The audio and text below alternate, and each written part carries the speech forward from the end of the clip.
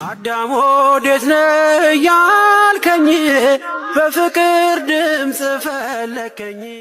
እንዴት ሰው አስተዋይ እንዴት አይሆንም? እግዚአብሔርን የሚያክል አምላክ እያለው ደሙን ያፈሰሰለት ቤዛ የሆነው የዋጀው ከባርነት ወደ ልጅነት የቀየረው ምንም ነገር እንዳይጎልበት አድርጎ በነፃ ስጋው ደሙን የሰጠው አምላክ እያለው ሰው በዚህ ልክ እንዴት ወርዶ በማይረባ ነገር ውስጥ ተጥሎ ይገኛል? እና ዲያብሎስ ሰውን በጥቅማ ጥቅም አንበርክኮታል። እገልሃለሁ በሚል ማስፈራሪያ አንበርክኮታል። ልጆችን ጨርሳለሁ፣ ቤተሰቡን ጨርሳለሁ ካልተመለኩኝ፣ ይሄ ካልተደረገልኝ በሚለው ማስፈራሪያ ስንቶቹን አንበረከከ። ግን አሁን የሚዋረድበትና የተነቃበት ዘመን ነው። አስተውሉ። ማቴዎስ 10:26 ላይ መጽሐፍ ቅዱስ የሚናገረው አለ። እንግዲህ አትፍሯቸው ይላል። እንግዲህ አትፍሯቸው፣ የማይገለጥ የተከደነ የማይታወቅ የተሰወረ ምንም ነገር የለምና ብሎ ይናገራል ኢየሱስ ክርስቶስ። እያንዳንዷ ነገር መጽሐፍ ቅዱሳዊ ናት። የማይገለጥ የተሰወረ የተከደነ የማይታወቅ የተሰወረ ምንም ነገር የለም፣ ሁሉ ነገር ወደ ግልጥ ይመጣል ነው የሚለው። ለመጽሐፍ ቅዱስ ላይ ያለ እሱን ላንብብላችሁ። ኤግዛክት በትክክል ቦታውን ላገኘው ብዬ ነው። አዎ እንግዲህ አትፍሯቸው፣ የማይገለጥ የተከደነ የማይታወቅ የተሰወረ ምንም ነገር የለምና በጨለማ የምነግራችሁን በብርሃን ተናገሩ፣ በጆሮም የምትሰሙትን በሰገነት ላይ ሰበኩ። ስጋም የሚገሉትን ነፍስን ግን መግደል የማይችሉትን አትፍሩ፣ ይልቅስ ነፍስንም ስጋንም በገሃነም ሊያጠፋ የሚችለውን ፍሩ። 2 ድንቢጦች በ5 ሳንቲም ይሸጡ የለምን እያለ ይቀጥላል ማለት ነው። አሁን ጊዜው ግልጥ የሚልበት ጊዜ ላይ ያለ ሁሉ ነገር ፍንትው የሚልበት ተደብቆ እንደ ጥበብ የታየ እንደ አንድ ትልቅ ችሎታ እንደሆነ ነገር የታየ ግን ከውስጥ ሆኖ ሲተውን የነበረው መንፈስ የምናወጣበት የምናጋልጥበት ጊዜ ላይ ያለ ነው። የሰው ልጅ የተሰጠው ገደብ አለ። መጽሐፈ ሄኖክ እኮ ዘፍጥረት 6 እና መጽሐፈ ሄኖክ ምዕራፍ 2 ብታነቡት ሰዎች ሊያውቁት ከሚገባቸው በላይ ለሰዎች ምስጢርን የገለጡ ስለሆኑ ሰዎች ማወቅ የሌለባቸውን ነገር ስላሳዩ ኔፊሊምና ራእይቶች የተረገሙት። ሰዎች ማወቅ የሌለባቸው ነገር ለሰዎች አሳወቁ ይላል ኤልያኖች። አስቡት፣ በጣም ብዙ ማወቅ የማይገባንን ነገር በማወቃችን እግዚአብሔር ላይ እንደምንነሳሳበት እንደምናምጽበት የማይሆን ነገር ውስጥ እንደምንገባ የሚያሳዩ ነገሮች ስላሉ እግዚአብሔር የከደናቸው ነገሮች አሉ። ለዚህ ነው ትንቢተ ዳንኤል ምዕራፍ 12 ላይ አንተ ግን መጽሐፉን ዝጋ። ብዙ ሰዎች ግን ይመረምራሉ፣ ለማወቅ ይጥራሉ፣ ጥበብ ትበዛለች፣ ሁሉም ሰው እንደፈለገ ያወራል። አንተ ግን መጽሐፉን ዝጋ፣ አትመው። ራዕየ ዮሐንስ ላይም አንተ ግን አትመው አለኝ ይላል። ማህተሙ ደግሞ ሲፈታ አንደኛው ማህተም፣ ሁለተኛው ማህተም፣ ሰባተኛው ማህተም እያለ ማህተሙ ሲፈታ ደግሞ የዛን ጊዜ ይገለጣል ሁሉ ነገር። አንተ ነበርክ እንዴ እኔ ውስጥ ሆነ ቡና ስትጠጣ የነበርከው? አንተ ነበርክ እንዴ ሁሉ ስታደርግ የነበርከው? እያላችሁ አጅሬውን አጠገባችሁ ታገኙታላችሁ በፍርድ ጊዜ። ለምን ፍርድ ጊዜ? አሁን ሰው ሲሞት ራሱ ልክ ነፍሳችሁ ከስጋችሁ ስትወጣ ዞር ስትሉ እድሜ ልክ ኃጢአት ሲያሰራችሁ የነበረው መንፈስ ሃይ ሰላም ነው እንዴት ነው ይላል። ቁልጭ አንተ ነበርክ እንዴ ስትሉ ጊዜ አዎ በዚህ ጊዜ ይሄን ሁሉ ያሰራው እኔ ነኝ ይላል። ጠባቂ መልአክም ከሆነ ደግሞ አንተ ነበርክ እንዴ የምትረዳኝ ስትሉት አዎ በዚህ ጊዜ የረዳሁ እኔ ነኝ ይላል። ከዛ እንደ ኃጢአታችሁ ወደ አንዱ እንደ ጽድቃችሁ ወደ አንዱ። ስለዚህ የሰው ልጅ ምን ተሸክሞ እንደሚዞር ማወቅ አለበት። ኢየሱስ ክርስቶስ በማቴዎስ ወንጌል ላይ ሲናገር በሰው ልብ ውስጥ ያለውን ያውቅ ነበርና አይተማመናቸውም ነበረ ነው የሚለው። በሰው ነው ያለው። በዚህ ሰው በዛ ሰው ወይ በእነዚህ ግሩፖች ውስጥ አላለም። በሰው ውስጥ ያለውን ያውቅ ነበርና ነው ያለው። በአጠቃላይ ሰው ውስጥ ምን እንዳለ። ለዚህ ነው መንፈስ የሌለበት ሰው የለም ብዬ እንድናገር ድፍረት የሆነ ይሄ ቃል ነው። በሰው ውስጥ ያለውን ያውቅ ነበርና አይተማመናቸውም ነበረ፣ ከነሱም ተሰውሮ ሄደ ይላል። ለምን የአብርሃም ልጅ ነኝ ትላለህ? አንተ ማን ስለሆንክ ነው እንዴ? የአብርሃም አባት ነኝ የአብርሃም ፈጣሪ ነኝ ለምን ትላለህ ነው እንጂ አንተ እንዴ ሰው ሆነ አምላክ ነኝ እንዴት ትላለህ ሲሉት ጊዜ አብርሃም ሳይኖር ነበርኩኝ እያለ ሲከራከራቸው ሊይዙት ሲሞክሩ ተሰውሮ ካጠገባቸው ይሄድ ነበረ። ምክንያቱም በእነሱ በሰው ውስጥ ያለውን ያውቅ ነበርና፣ የሚከራከረው ጥያቄ የሚጠይቀው ማን እንደሆነ ያውቅ ነበርና። ዛሬም ያሉት እንደዛ ናቸው። በውስጣቸው ያለውን አያውቁትም። እግዚአብሔር ግን በውስጣቸው ያለውን ስለሚያውቅ ዝም ይላል። የሚያስለፈልፋቸው ስሙን እንዲሳደቡ የሚያደርጋቸው ማን እንደሆነ ስለሚያውቅ ዝም ይላል። መልሰን ልብ እንድንገዛ ነው ጊዜ የሚሰጠን። ዝምታው እኮ እድሜ ነው። የእግዚአብሔር ዝምታ እኮ እድሜ ነው እንጂ እንደተናገረን የሚቀስፈን ቢሆን ኖሮ ማን በምድር ላይ ይኖራል? ምድር እንዲያውም ጭር ካለች 7 ዓመት ይሞላት ነበረ። 7000 ዓመት እንደተፈጠረ ነበር ምን ጠፋው። ግን ዝም የሚለን ለእድሜ ነው፣ ለንስሐ ነው። እድሜ ለንስሐ ዘመን ለፍስሐ ይባላል አይደል?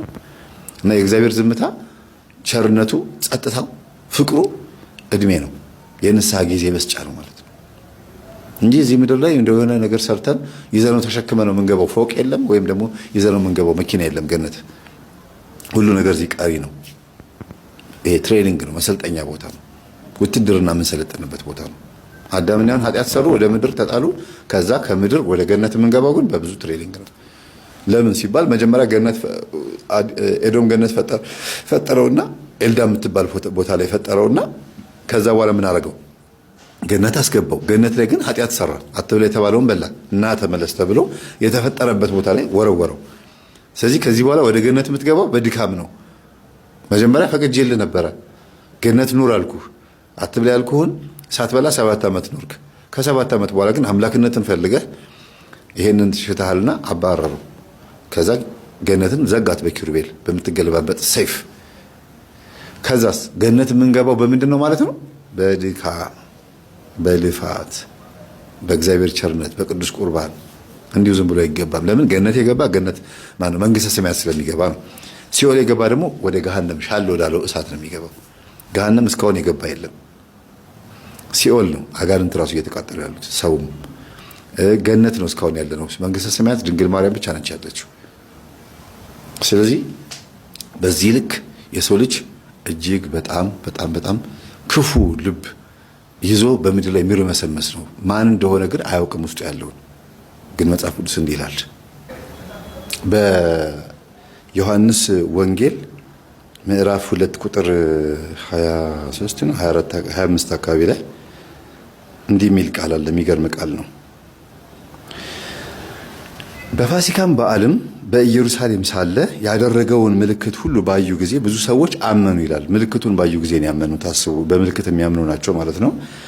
ነገር ግን ኢየሱስ ሰዎችን ሁሉ ያውቅ ነበረ። ሰዎችን ሁሉ ያውቅ ነበረ። ለምን? ፈጣሪ ነው። በዛ ላይም ደግሞ በልባቸው ያለውን ያውቃል። ስለ ሰው ማንም ሊመሰክርለት አያስፈልገውም ነበረ።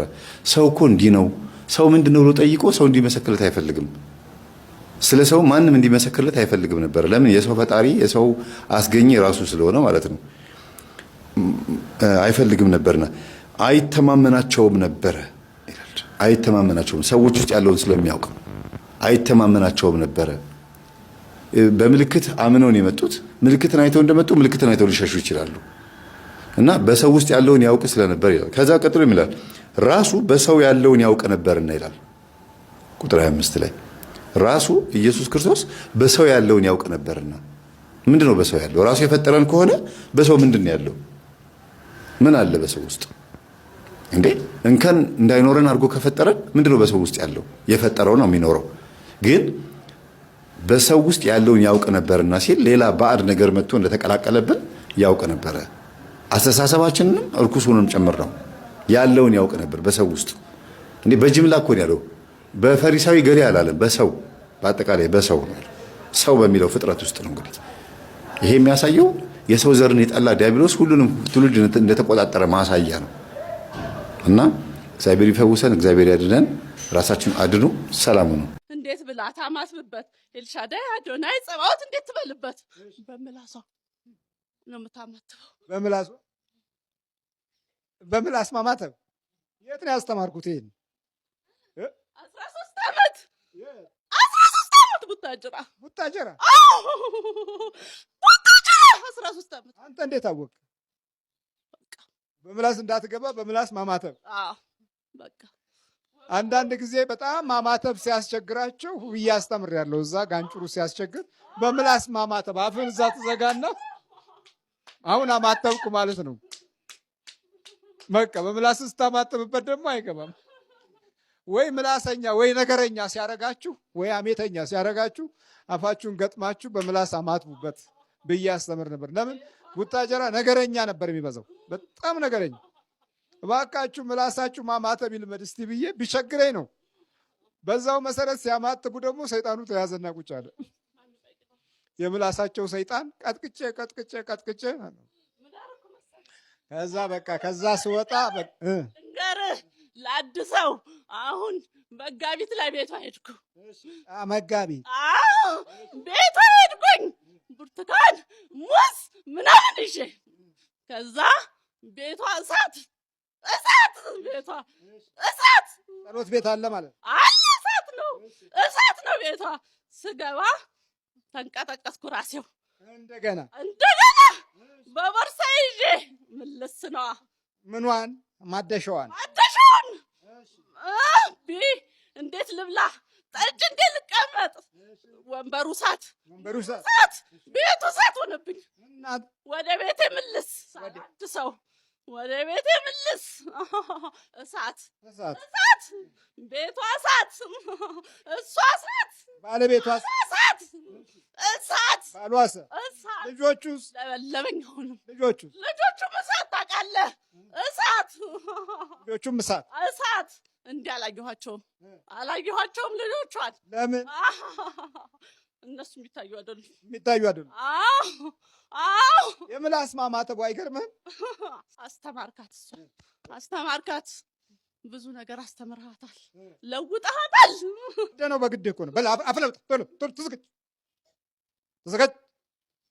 በኢየሱስ ክርስቶስ ስም፣ በስላሴ ስም፣ በወላዲት አምላክ ስም፣ በቅዱስ ሚካኤል ስም ሲኦል እንገባለን።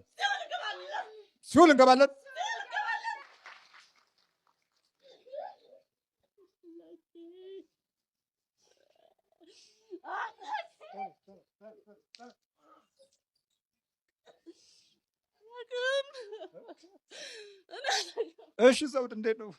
ወይኔ አባ ጉዴን አላወኩ። ለሰው እኮ ነው የምመጣው አባ። እኔ ጤነኛ ነኝ። መሲቷ ነች። እሷን ለማዳን እኮ ነው አንቺ የመጣሽው። አቀዝቅዛት የሚባል ገብቶልሽ ቁጭ ብሏል። ሲም ካርድ ማቀዝቀዣ ነው። ያንቺ ደግሞ ተንኮል የለበትም ነገሩ። አቀዝቅዝ ብቻ ነውና ብር አስመጣ ነው የተባለው። ብሩ አይበረክትም አይደል? ደሞዙ አላውቀውም አባ አላውቀውም። ዝም በይ በቃ እንጂ። ፍሪጅ አለሽ ቤት? በሉ በርቱ። ለምንድን ነው ያነካት?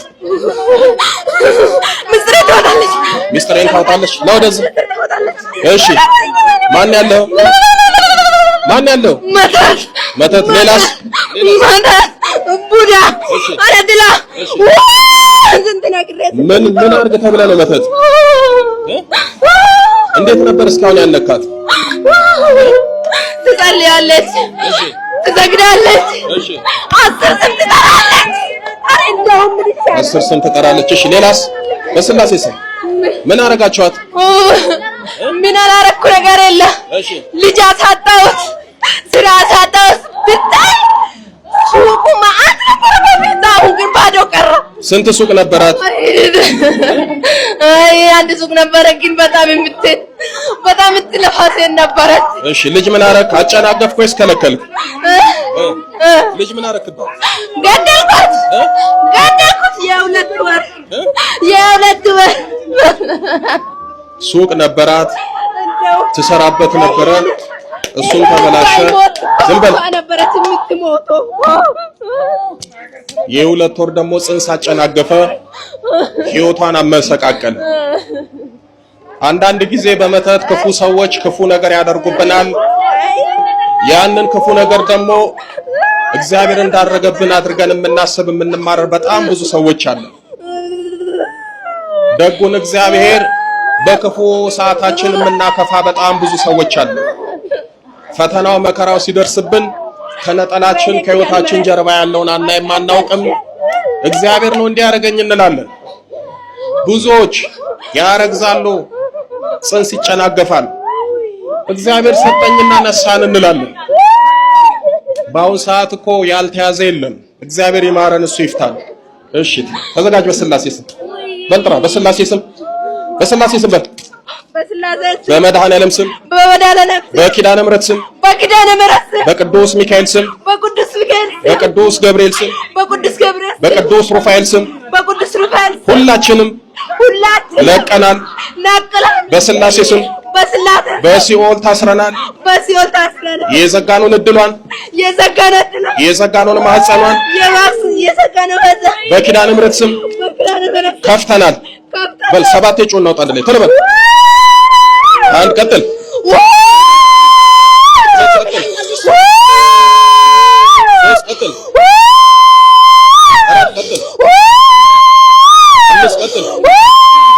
ስድስት በመጨረሻ ገንዘና ቅዱስ ገብርኤል ሲኦል ያወርድ። እግዚአብሔር የተመሰገነውን መብራንን አመስግኑላት።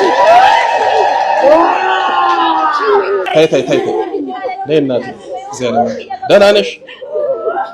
እንዴት ነሽ? ደህና ነሽ? እግዚአብሔር ይመስገን። ሱቅ ነበረሽ? እሱም እንዳይሆን ሆነ። አርግዘሽ ነበር? ከዛ ምን ሆነ?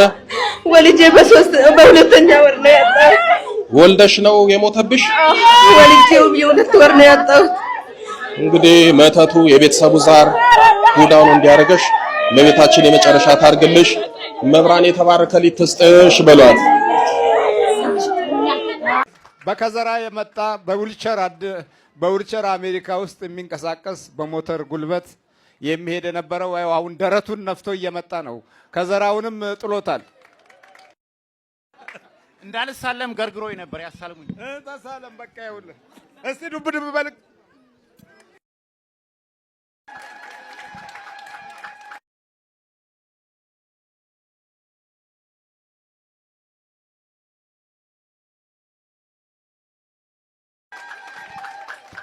ያው እንግዲህ አሜሪካውን አመጣ። እንዴት ነው? በጣም ጥሩ ነው። አሁን በእግር በደንብ እየሄድከኛል። ትላንት ስጠመቅ ነው የቀለለኝ። አዎ እንዴ አሁን እኮ ሙሽራ መሰልከው። ኧረ ገና እናብባለን፣ ገና እናብባለን። ያው ባለቤትም ቆንጆ እንደው በቃ እንደው ፍንጥ ብርቱካን መስላ የለ እንዴ? አባታችን አመሰግናለሁ። ቀለለኝ። ከዘራኔ ታረከው እዛ ሆቴል ጣልኩት። ሆቴል ነው ያለው። ዊልቸሩም አያስፈልግም ካሁን በኋላ። የዊልቸሩ ጎን እንደዚህ ነበር የሚሄደው። ወገቡ ወደ ጎን ነበር የሚሄደው። በየጊዜው ምንም እኔና እሱ 10 ደቂቃ ግማሽ ሰዓት ማውራት አንችልም። መጣላት ነው። ድብልቅልቅ ብለን ጥዬው ይሄዳለሁ። አታይም? እንዲያውን ጸጉሩ ሁሉ እኮ ወጣት ሆነ እኮ። እኛ የጠፋ ነው በጠላቶቻችን ሳይሆን በራሳችን። እኔ እዚህ አሜሪካ መጥቼ 2 ዓመት ነው የሰራሁ። ሌላውን ትምህርት ቤት ነው። ምንድን ነው የተመረከው? አስመራ ዩኒቨርሲቲ በአካውንቲንግ ባችለር አለኝ። ገንዘብ ሚኒስተር ኦዲተር ነበርኩ። ወርልድ ባንክ ሰርቻለሁ። ብዙ ነገር ሰርቻለሁ። ግን ስራዬ አጠፋኝ። ገንዘብ የሰበሰብነው ገንዘብ አጠፋን። በልበርታ አሁን እንዴ ቀጥ ብለን እንደዚህ መቆም ራሱ እንዴ ነው ነገር? አሁንማ ስፖርት መስራት ጀመርኩ። ስትሬች እያደረኩ ነው። እድሜ ስጦት ሁሌ በአይኔ ለማየት እርስዎን ሁሌ እንደጸለይ ሁሌ እንደተመኘው ነበር። እስቲ ዱብ በል። አይ ዳንስ አላልኩም። አይ ቱሪስት ነው እንደዚህ ያልኩኝ። ቱሪስት ነው አይደል? ያው እንደዚህ በፊት አትዞር። ተጣቁሜ ነበር። የጸሎት ቤት አለኝ። 1 ዓመት ስገድ። እስቲ ያሳየን አሁን እስቲ።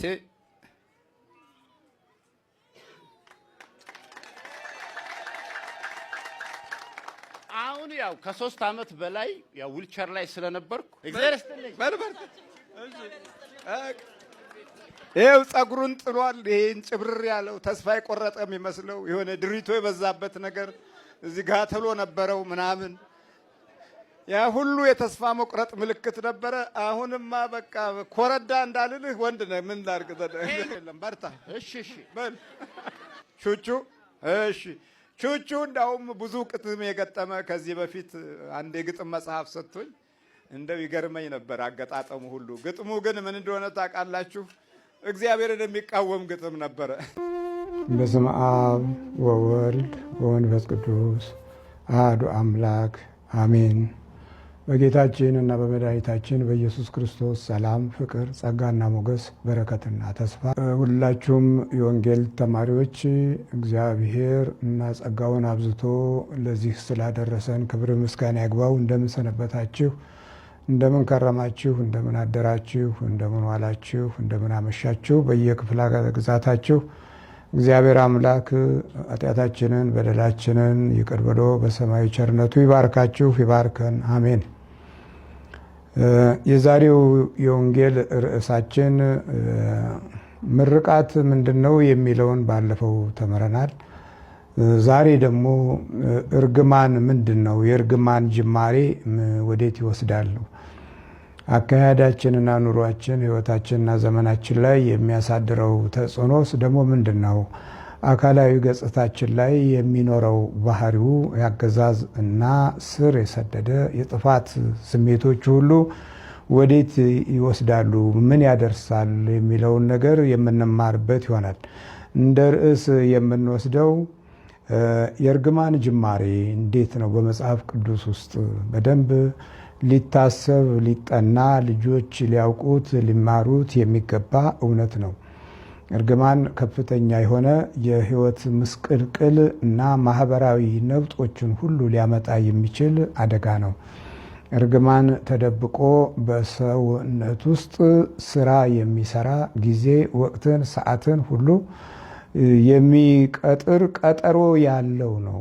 ወደ ትውልድ ሲሸጋገርም ደግሞ እንደዚሁ ሳይታወቅ ሳንረዳው ወደ ከፍተኛ የሆነ ፍጻሜ ያገሰግሳል። እርግማን በብዙ አይነት መንገድ ሊመጣ ይችላል። አንዳንዴም በጣዖት፣ አንዳንዴም በክፉ ተግባር፣ አንዳንድ ጊዜም በቅናት፣ በምቀኝነት፣ በተንኮል፣ በንዴት፣ በብስጭት። እነዚህ ሁሉ የእርግማን አቅጣጫዎችን መስመር የሚከፍቱ ናቸው።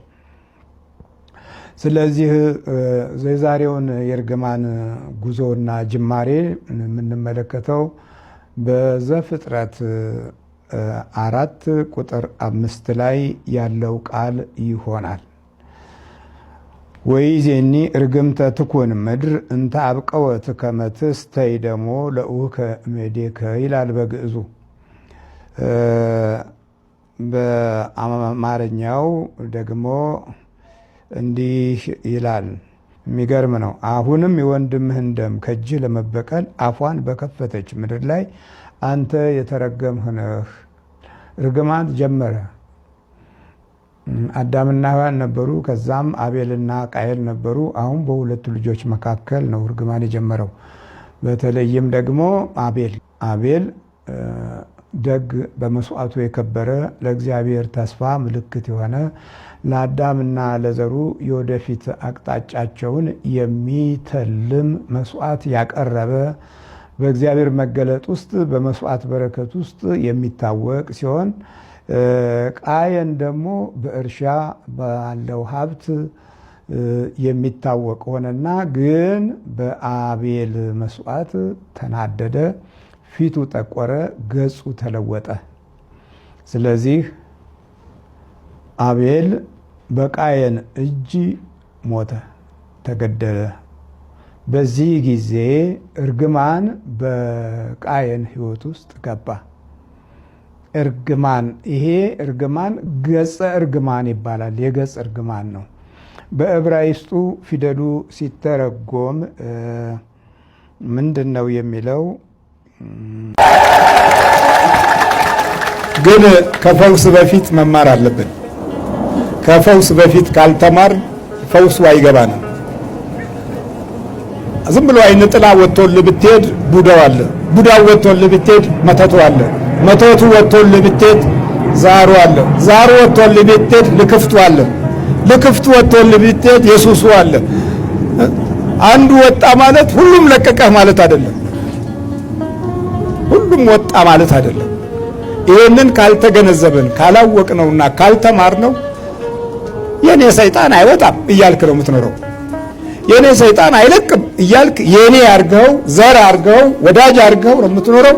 ሲወለድ ልጅ ደግሞ ከሰይጣኑ የበለጠ ሰይጣን ሲሆንብህ እየተቃጠልህ መኖር ነው።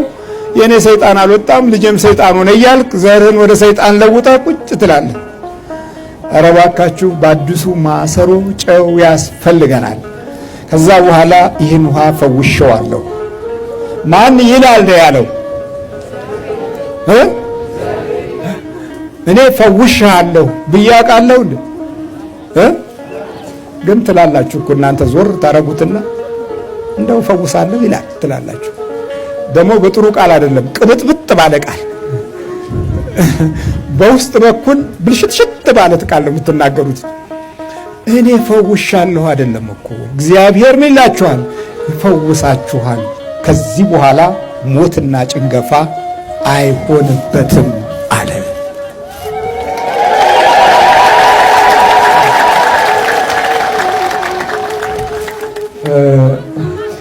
ለመሪዎቻችን ሞትና ጭንገፋ አይሆንባቸውም፣ እግዚአብሔር ይበለን።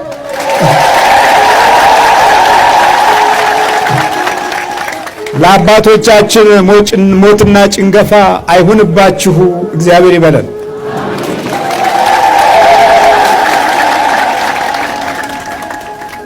በአጠቃላይ ለኢትዮጵያውያን ሞትና ጭንገፋ እግዚአብሔር አይሆንባችሁ ይበለን።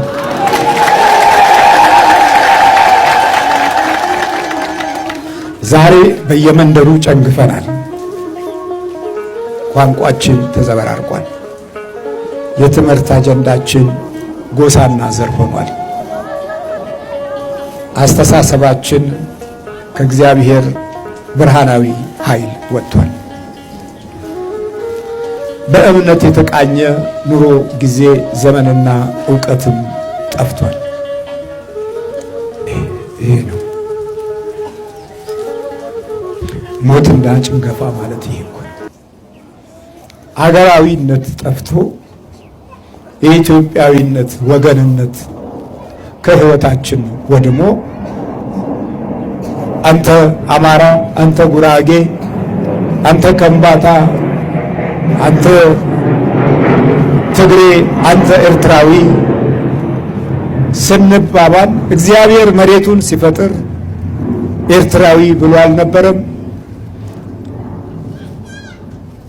በዘርና በቋንቋ ውስጥ የተተረማመሰ ዕውቀት ይዘን አንዱ ያንዱ ጠላት እንዲሆን ትምህርታችንም ዕውቀታችንም ርዕዮተ ዓለማችንም አግዞን ይሄውና ብዙ ሚሊዮን ህዝብ በስደት ላይ ይገኛል። መንገድ ላይ ህፃናቶች መወለድ ጀምረዋል። አንዳንዶቹም ተወልደው ጥሏቸው የሚሸሹበትም አጋጣሚ ሰፊ የሆነ መጥቷል። ሰው በኖረበት ባደገበት በተወለደበት ቀይ አንተ አይመለከትህም የሚባልበት ዘመን ላይ መድረሳችን የሞት እና የጭንገፋው አንዱ አካል የሆነ ዕውቀት ላይ እንደደረስን ማሳያ ነው። ከእግዚአብሔር ስለራቅን አሁን ለሰውነታችን ውሃ ፈውስ ያስፈልገዋል። ስንጠጣው ወይ እኛ ክፉ ነን ወይ ውሃው ክፉ ነው።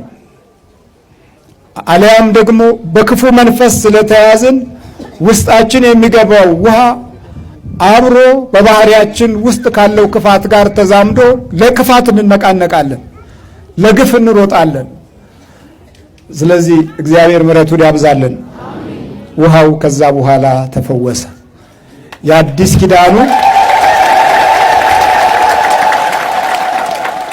የአዲስ ኪዳን ውሃ ደግሞ እንዲህ ይላል። የዮሐንስ ወንጌል ምዕራፍ 7 ቁጥር 38 ላይ በእኔ የሚያምን መጽሐፍ እንዳለ የሕይወት ውሃ ወንዝ ከሆዱ ይፈልቃል አለ።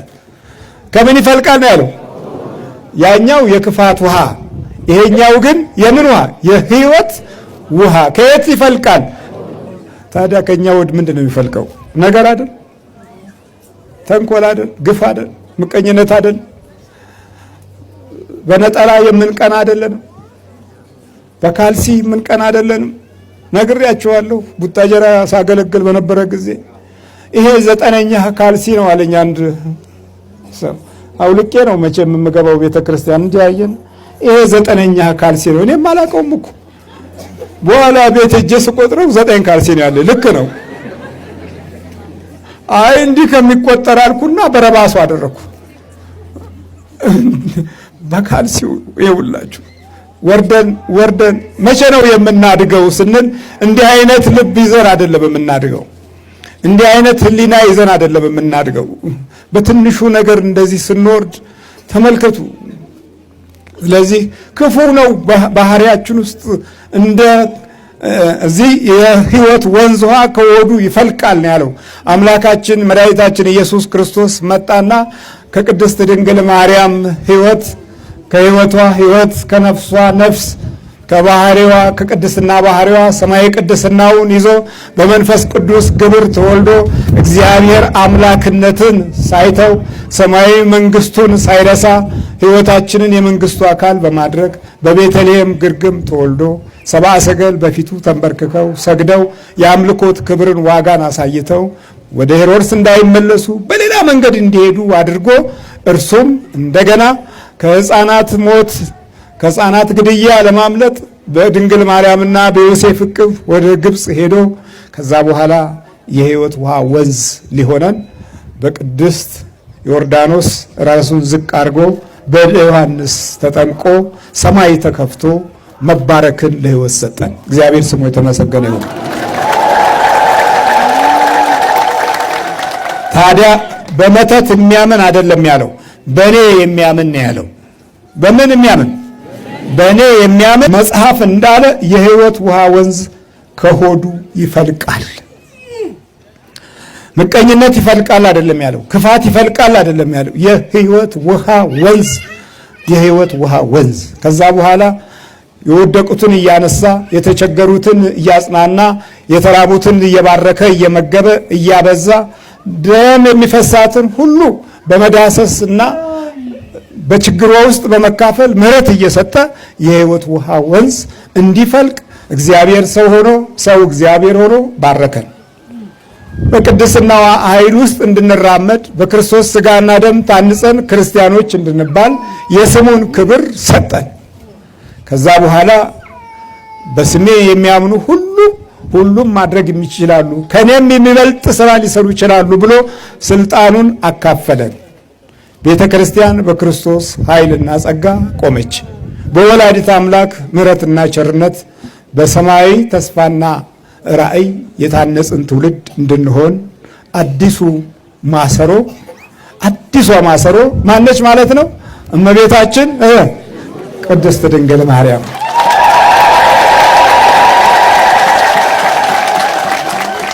አዲሷ ማሰሮ ገና ምንም እሳት ያልነካውን አምጧል። የዘመኑ ውሃ ገና ያልነካውን የጥፋት ውሃ የክፋት ውሃ ያልነካውን አዲስ ማሰሮ። ከዛ በኋላ ጨው ጨመሩበት። እናንተ የምድር ጨው ናችሁ።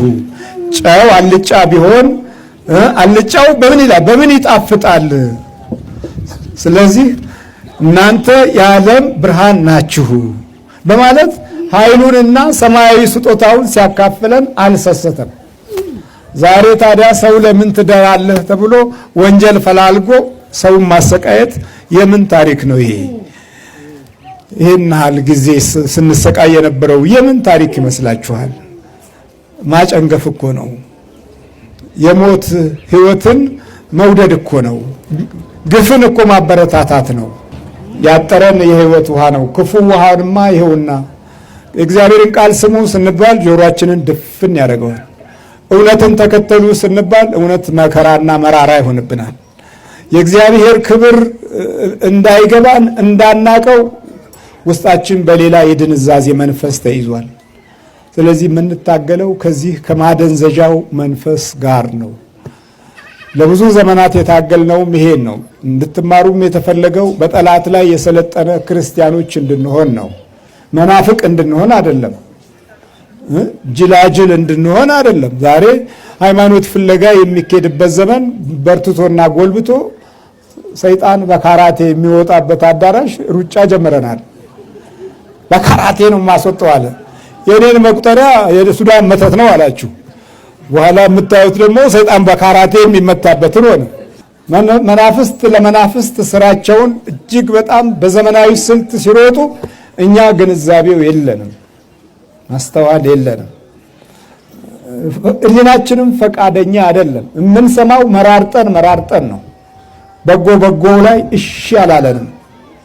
እና ወገኖች አይናችን የሚገለጠው ክፉ ከህይወታችን ውስጥ እንዲርቅ ዝግጁ ስንሆን ነው። በሁለተኛ ደረጃ አይናችን የሚገለጠው ራሳችንን ለእግዚአብሔር መስጠት ስንጀምር ነው። ሶስተኛ አይናችን የሚገለጠው ጆሮአችን ለቃለ እግዚአብሔር ክፍት ሲሆን ነው። አራተኛ አይናችን የሚገለጠው እንደ ሀገር፣ እንደ ህዝብ፣ እንደ ወገን የምናስበው በጠላታችን ላይ የነቃ ህሊና ሲኖረን ነው። ንቃታችን ደግሞ የሚመጣው ከመንበርከክ፣ ከመስገድ፣ ከመጸለይ ነው። አሁን ከዚህ ትሄዳለህ፣ ትተኛለህ፣ በቃ አብሮ ይተኛል፣ ችግር የለበትም። ጠዋት ትነሳለህ፣ እሱም አብሮ ይነሳል። የምትሰራውን ሲያቅድልህ ያመሻል ሌሊት። ጠዋት ተነስተህ ባቀደው መንገድ ትጋልባለህ። ማታ ትገባና ኪሳራህን ታሰላለህ እያልክ ትተኛለህ። ሌሊትም ጆሮ ይጮሃል፣ ተኝተህም ይጮሃል፣ እልምህም ትጮሃለህ። ሁሉ ቅዠት ሆኖብን ሲነጋ ያው ነው፣ ሲመሽም ያው ነው። ችግር ነው እና ልንማር የሚገባው እውነት በዚህ በክፉ መንፈስ ጠላታችን ላይ በቂ ግንዛቤ ካልያዝን ነገም ሐሜተኞች ነን፣ ነገም አፍራሾች ነን፣ ነገም አታላዮች ነን፣ ነገም ዋሾች ነን እና የጭንገፋ ውሃ የዳነበት ጊዜና ሰዓት ነው።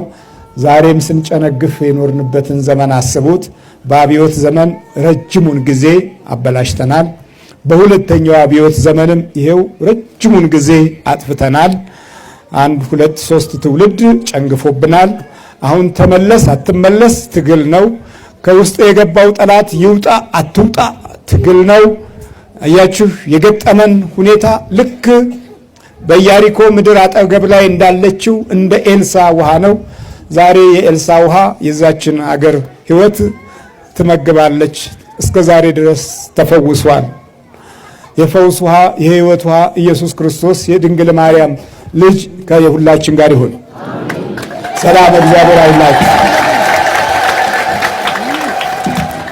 እሺ እንግዲህ መቼም በመጽሐፍ ቅዱስ እንደምታውቁት አጋንንትን አውጡ ነው የሚለው እንጂ አስገቡ አይደለም። ቤተ ክርስቲያንም ይህንን ኃላፊነት እንደ ቅዱስ ቃሉ ከተቀበለች ዘመናት አልፏል። እንደ አጋጣሚና እንደ ድል ሆኖ ደግሞ ዛሬ አብዛኛው ህብረተሰባችን በተለያየ አይነት መንገድ በመንፈስ ተጠቅቷል። የኛ ግንዛቤ ማጠር እንጂ በእውነት ያልተጠቃ ትውልድ የለም። በአንደኛ ዮሐንስ መልእክት ላይ አንድ ትልቅ ቃል ይናገራል። ከእግዚአብሔር ከሆንን ዓለም በመላው በክፉ እንደተያዘ እናውቃለን ይላል። ስለዚህ ይህንን ክፉን ደግሞ ማውጫ ልዩ አስማት አያስፈልገውም። ያስፈልጋልን? ከአስማት በላይ ልዩ ስም ተሰጥቶናል። እሱም አማኑኤል ኢየሱስ ክርስቶስ። በቃ ይሄ እኮ ነው። ልዩ ስም ተሰጥቶናል። እመቤታችን ቅድስት ድንግል ማርያም እንዳውም እኮ ወር በገባ አንድ ልደታ እንላለን። ስለዚህ በልደታ ተንኮል የሚሰሩ ሰዎች አቅማቸውን ተሰብረዋለች።